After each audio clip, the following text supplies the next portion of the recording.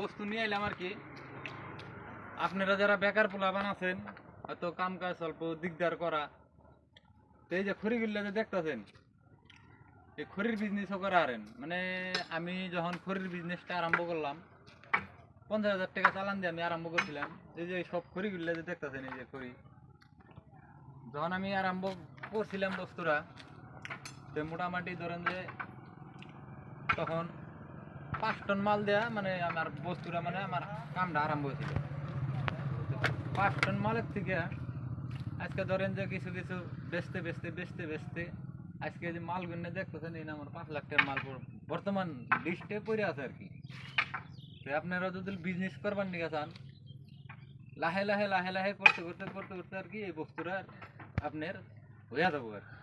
যদি মানে একটা বিজনেস করবার গেলে ধরেন যে একটা বিজনেস করবার গেলে বিজনেসে কত টাইমে লাভ হয় কত টাইমে লোকসান হয়, কিন্তু ওটা ভাবা যাবো না, বস্তুটা ধরে রাখা লাগবে।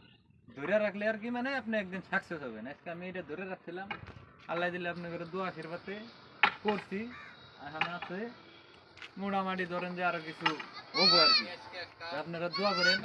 আর যদি কোনো খরিদ কাস্টমার থাকে তাহলে আমার কাছে পাঠাই দিবেন, আমি মোবাইলের মধ্যে আপনাদের নাম্বারটা দিয়ে দেবো, খড়ি বিক্রি করবো।